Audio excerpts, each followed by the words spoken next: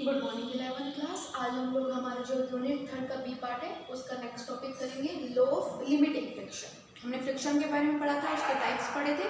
आज हम law of limiting friction पढ़ेंगे कि जो लिमिटिंग फ्रिक्शन है उसके कौन कौन से लॉ होते हैं। जो वेरी फर्स्ट लॉ है लिमिटिंग फ्रिक्शन का, वो क्या कहता है कि the magnitude of force of friction is directly proportional to the normal reaction. मान लीजिए अगर हमारा एफ फोर्स ऑफ फ्रिक्शन है, कौन सा force of friction, limiting force of friction है, तो ये किसके डायरेक्टली प्रोपोर्शनल होने वाला है, नॉर्मल रिएक्शन आर के डायरेक्टली प्रोपोर्शनल होने वाला है।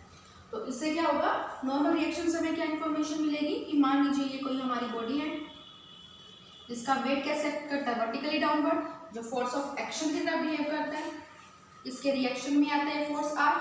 और हमें क्या कहा गया है कि जो फोर्स ऑफ लिमिटिंग फ्रिक्शन है वो किसके डायरेक्टली प्रोपोर्शनल होगा, आर के। और आर किसके इक्वल है, आर है बॉडी के वेट के इक्वल।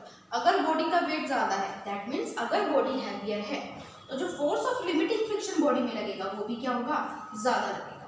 अगर बॉडी लाइट इन वेट है, बॉडी का वेट लाइट है, तो फोर्स नॉर्मल रिएक्शन भी क्या होगा, कम होगा। और अगर नॉर्मल रिएक्शन हमारा कम होगा तो जो फोर्स ऑफ लिमिटिंग फ्रिक्शन लगेगा, जो हमें मतलब अप्लाइड फोर्स लगाना पड़ेगा opposite to the force of limiting friction, वो हमें क्या लगाना पड़ेगा, कम लगाना पड़ेगा। तो ये तो फर्स्ट लॉ था लिमिटिंग फ्रिक्शन का। सेकंड लॉ क्या कहता है, सेकंड लॉ कह रहा है कि the direction of force of friction is opposite to the applied force, कि जो हमारी डायरेक्शन होने वाली किसकी, फोर्स ऑफ लिमिटिंग फ्रिक्शन की। ओके, जो फोर्स ऑफ लिमिटिंग फ्रिक्शन की डायरेक्शन होगी वो किसके अपोजिट होगी, जो हमने फोर्स अप्लाइड किया है उसके। इस चीज को कैसे समझेंगे कि मान लीजिए अगेन ये हमारा ऑब्जेक्ट है, ठीक है, इसका वेट कैसे एक्ट करेगा, वर्टिकली डाउनवर्ड, ये नॉर्मल रिएक्शन फोर्स है। ये दोनों तो फोर्स एक दूसरे को बैलेंस करें, मतलब टोटल फोर्स का इक्विलिब्रियम है। अब मान लीजिए कि मैंने फोर्स अप्लाइड किया, P मेरा अप्लाइड फोर्स है जो मैंने ऑब्जेक्ट पर लगाया है। तो अगर फोर्स P मैंने ऑब्जेक्ट पर लगाया तो ऑब्जेक्ट इस डायरेक्शन में मूव करेगा, in the direction of applied force. तो इसमें जो फोर्स ऑफ फ्रिक्शन एक्सर्ट होगा वो किसमें होगा, अपोजिट डायरेक्शन। यहाँ पे फोर्स ऑफ फ्रिक्शन का मैग्नीट्यूड और अप्लाइड फोर्स का मैग्नीट्यूड सेम है, बट डायरेक्शन क्या है, अपोजिट है। फोर्स ऑफ फ्रिक्शन की डायरेक्शन क्या है, अपोजिट है, जिसे हम नेगेटिव साइन से डिनोट करते हैं। ठीक है, जो हमारा थर्ड लॉ है लॉ ऑफ लिमिटिंग फ्रिक्शन का, थर्ड लॉ क्या कहता है हमारा, the force of limiting friction is independent of the area of contact, कि जो हमारा फोर्स ऑफ लिमिटिंग फ्रिक्शन है वो एरिया कॉन्टैक्ट, कितना एरिया कॉन्टैक्ट में है सरफेस का और ऑब्जेक्ट का, उससे क्या हो जाता है, वो इंडिपेंडेंट हो जाता है, कि डिपेंड नहीं करता। फॉर एग्जाम्पल ये मैंने कोई बॉक्स ले रखा है ए, ठीक है, मान लीजिए इस बॉक्स ए का जो वेट है वो है 5 kg, ठीक है। मैंने अनदर बॉक्स लिया इसी के साथ, एक और बॉक्स कंसीडर कर लिया, बॉक्स बी। बॉक्स बी का भी मान लीजिए वेट कितना है, 5 kg है। ये तो इसका क्या है, मास है दोनों का, तो वेट कितना हो जाएगा, ए से मल्टीप्लाई करेंगे 50 न्यूटन वेट हो जाएगा दोनों ही ऑब्जेक्ट्स का। तो अगर मुझे इन दोनों बॉक्स को मूव करवाना है तो यहाँ पर अगर मैं क्या करूँ, 100 न्यूटन फोर्स लगाऊं तो वो दोनों के वेट के इक्वल हो जाएगा। अगर मैं 100 न्यूटन से ज्यादा फोर्स लगा रही थी, फॉर एग्जांपल 120 मैंने न्यूटन फोर्स लगा दिया, अब जैसे मैं ये फोर्स लगाऊंगी बॉडी क्या करना स्टार्ट कर देंगी, मूव करना स्टार्ट कर देंगे। या फिर 100 न्यूटन भी फोर्स लगाया तो बॉडी क्या होगा, लिमिटिंग फ्रिक्शन का केस आ जाएगा कि बॉडी क्या होने वाली है, ये लिमिट है, इसके बाद थोड़ा सा भी ज्यादा फोर्स लगाया तो बॉडी क्या हो जाएगी, जस्ट बिगन टू मूव। यही हमारा लिमिटिंग फ्रिक्शन होता है। लिमिटिंग फ्रिक्शन क्या होता है, इतना फोर्स हमने लगाया बॉडी पर कि इससे इस लिमिट से अगर हमने थोड़ा सा भी ज्यादा फोर्स लगा लिया तो बॉडी क्या करना स्टार्ट कर जाती है, मूव करना स्टार्ट कर देती है। तो हमने 100 न्यूटन मान लिया। अब मान लीजिए ये तो एरिया कॉन्टैक्ट कितना होगा, ये एरिया कॉन्टैक्ट है x, ये एरिया कॉन्टैक्ट भी है x, तो टोटल एरिया कॉन्टैक्ट कितना हो गया दोनों बॉडी के बीच में और सरफेस के कॉन्टैक्ट में, 2x हो गया। तो 2x के केस में हमें कितना वेट लगाना पड़ेगा, लिमिटिंग फ्रिक्शन के केस में, लिमिटिंग फ्रिक्शन के केस में हमें लगाना पड़ेगा 100 न्यूटन का फोर्स। ये क्या होगा, हमारा अप्लाइड फोर्स होगा।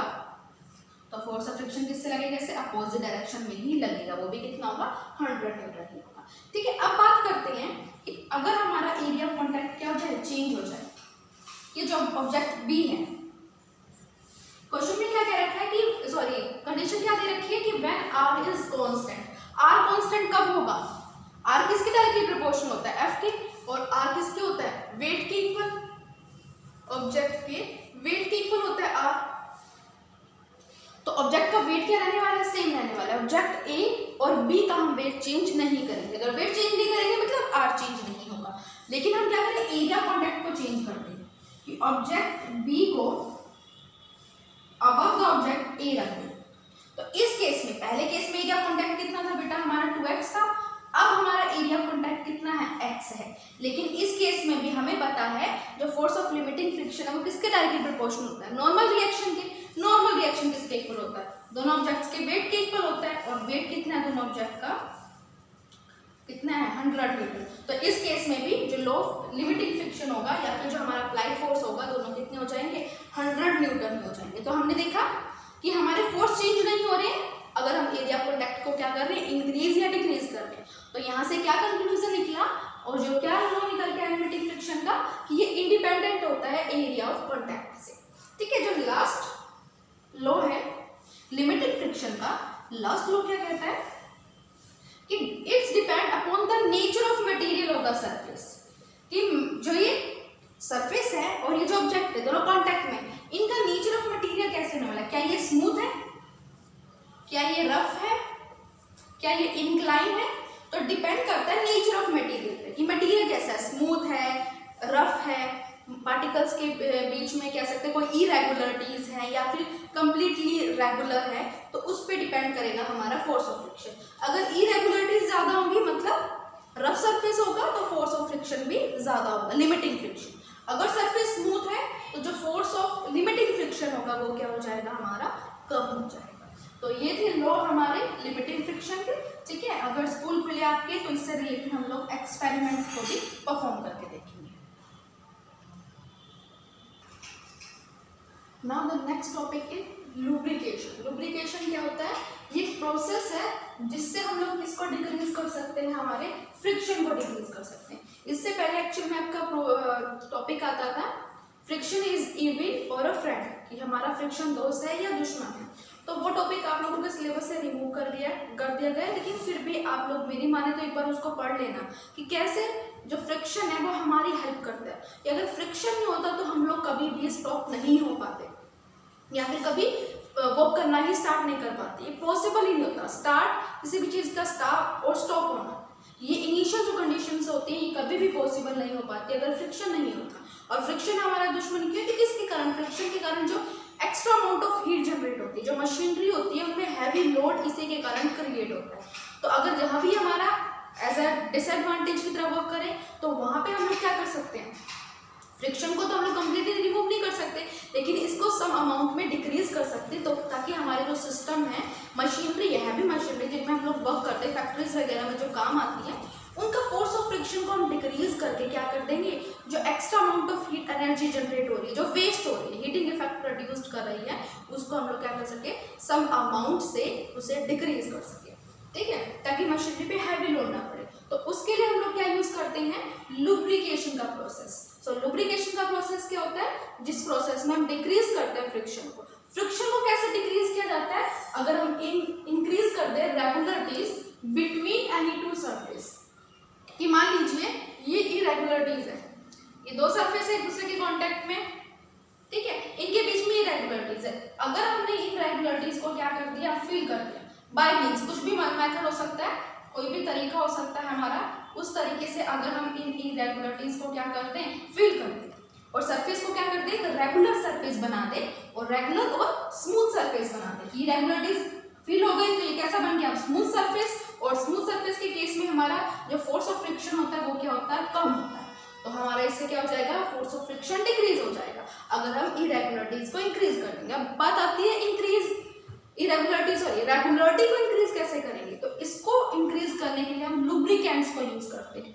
लुब्रिकेंट्स कौन कौन से, जैसे ऑयल हो गया, ग्रीस हो गया, जैसे आपकी मशीनरी है, फॉर एग्जाम्पल आपकी बाइसाइकिल है, उसकी आपकी जो चेन है वो अगर कह सकते हैं कि उसके by the process of rusting वो खराब हो गई या फिर उसके सरफेस में इरेगुलरिटीज आ गई, उसका अपर सरफेस ऑक्सीडेशन रिएक्शन के कारण वो क्या हो रहा है, उसमें सरफेस वो बार बार रिमूव हो रहा है, तो इरेगुलरिटीज क्रिएट हो गई है। तो उस चीज़ को आप लोग रिमूव करने के लिए क्या करते हैं, ग्रीस को यूज़ करते हैं, ऑयल को यूज़ करते हैं। ताकि उसका सरफेस क्या बन जाए, स्मूथ बन जाए। और सरफेस के स्मूथ बनते ही हमें एक्स्ट्रा फोर्स नहीं लगाना पड़ता, या फिर अमाउंट ऑफ जो एक्स्ट्रा फोर्स है, हमें जो फोर्स अप्लाई करना पड़ रहा है वो सम अमाउंट से डिक्रीज हो जाता है, क्योंकि फोर्स ऑफ फ्रिक्शन क्या हो गया है, डिक्रीज हो गया है। ठीक है, ऑयल है, ग्रीस है, इन सबको हम यूज करते हैं एज अ लुब्रिकेंट्स।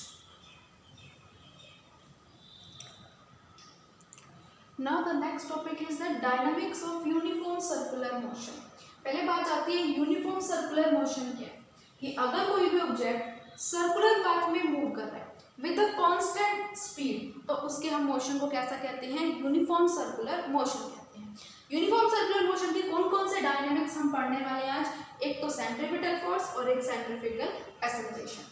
अब देखिए सेंट्रीफ्यूगल फोर्स क्या होता है, ये वो फोर्स है जो बॉडी को, जिसकी रिक्वायरमेंट है, अगर बॉडी किस में मूव करना चाहती है, यूनिफॉर्मली मूव करना चाहती है सर्कुलर पाथ में, तो अगर हमें बॉडी को with in a circular path move करवाना है, मान लीजिए सेंटर है सर्कुलर पाथ का, ठीक है, यहाँ पर हमारा ऑब्जेक्ट है, इस ऑब्जेक्ट का कुछ ना कुछ मास m होगा, इस सर्टेन वेलोसिटी से क्या कर रही होगी, रिवॉल्व कर रही होगी, तो इस पे कितना फोर्स लग रहा होगा, F is equals to m लग रहा होगा। इस फोर्स के साथ object along with its radius vector, ये क्या कर रहा होगा, मूव कर रहा होगा सर्कुलर पाथ में। तो इसको मूव करवाने के लिए ड्यू टू द एक्सेलरेशन के साथ एसोसिएट हो रही है, मास ऑफ द ऑब्जेक्ट के साथ एसोसिएट हो रही है, तो यहाँ पे क्या आ रहा है, एक फोर्स आ रहा है यहाँ पे, और ये फोर्स क्या कर रहा है, इस ऑब्जेक्ट को सर्कुलर पाथ में मूव करवाने में हेल्प कर रहा है, और इसे हम कहते हैं सेंट्रीपिटल फोर्स। अब सेंट्रीपिटल फोर्स की डायरेक्शन क्या है, फोर्स है, वेक्टर क्वांटिटी है, मैग्नीट्यूड m है, डायरेक्शन क्या होगी, इसकी डायरेक्शन होती है बेटा सेंट्रीपिटल फोर्स की टुवर्ड द सेंटर होता सर्कल, सर्कल के सेंटर की तरफ इस सेंट्रीपिटल फोर्स की डायरेक्शन होती है। सेंट्रीपिटल फोर्स क्यों चाहिए हमें, ताकि हमें ऑब्जेक्ट को किसमें मूव करवाना चाहिए, इन अ सर्कुलर पाथ। अब नेक्स्ट बात आती है हमारी सेंट्रीफ्यूगल फोर्स। सेंट्रीफ्यूगल फोर्स भी सेम बात है, ये वो फोर्स है जो बॉडी में कब आ रहा है, जब बॉडी किसमें है, सर्कुलर पाथ में। ध्यान दीजिए सेंट्रीपिटल फोर्स में हमें बॉडी को मूव करवाना है सर्कुलर पाथ में, और सेंट्रीफ्यूगल फोर्स जब बॉडी पे लग रहा होगा तब वो ऑलरेडी किसमें होगी, सर्कुलर पाथ में ही होगी। और सेंट्रीपिटल फोर्स एक्चुअल में क्या होता है, ये जो सेंट्रीपिटल फोर्स है ये क्या होता है, हमारा फोर्स ऑफ रिएक्शन होता है। किसका रिएक्शन है ये, अगर हम कह रहे हैं सेंट्रीफ्यूगल फोर्स रिएक्शन है, किसका रिएक्शन है, कुछ ना कुछ एक्शन होगा, और वो एक्शन क्या होता है हमारा, सेंट्रीपिटल फोर्स। सेंट्रीपिटल फोर्स को अगर हम फोर्स ऑफ एक्शन मान के चले कि जिसके कारण बॉडी किसमें मूव करना स्टार्ट करी, सर्कुलर मोशन में, इस फोर्स के कारण बॉडी ने मूव करना स्टार्ट किया, इस फोर्स ऑफ एक्शन के कारण। तो according to Newton's third law of motion, for every action there is equal and opposite reaction, तो इसी के इक्वल मैग्नीट्यूड का एक सेंट्रीफ्यूगल फोर्स बॉडी के अंदर डेवलप हो जाएगा। किसके कारण डेवलप होगा, बॉडी के मास के कारण, मतलब इनर्शिया के कारण बॉडी में वो फोर्स डेवलप होगा, और वो फोर्स क्या कर रहेगा, जो बॉडी सर्कुलर पाथ में मूव कर रही थी, कोशिश करवाएगा बॉडी के मास के कारण, उसकी इनर्शिया के कारण, उसकी क्या टेंडेंसी है कि वो रिगेन कर सकती है it's natural straight line path, अपनी किसको गेन करने की कोशिश करेगी, वो नेचुरल स्ट्रेट लाइन पाथ को गेन करने की कोशिश करेगी सेंट्रीफ्यूगल फोर्स के कारण। लेकिन सेंट्रीफ्यूगल फोर्स के साथ साथ बॉडी में अगर सेंट्रीफ्यूगल फोर्स भी कॉन्टिन्यूअस लग रहा होगा, तो बॉडी ना ही सर्कुलर शेप में मूव करेगी, ना ही वो स्ट्रेट लाइन में मूव करेगी, वो किस में मूव करना स्टार्ट कर देगी, इलिप्टिकल पाथ में मूव करना स्टार्ट कर देगी। सेंट्रीफ्यूगल फोर्स के कारण वो स्ट्रेट लाइन पाथ को फॉलो करना चाह रही है, सेंट्रीपिटल फोर्स उसको कैसे मूव करवा रहा है, सर्कुलर पाथ में मूव करवा रहा है, तो इनका नेट रिजल्टेंट के हिसाब से ऑब्जेक्ट इलिप्टिकल पाथ में मूव करना स्टार्ट कर देगा। अब बात आती है सेंट्रीफ्यूगल फोर्स की डायरेक्शन क्या होती है,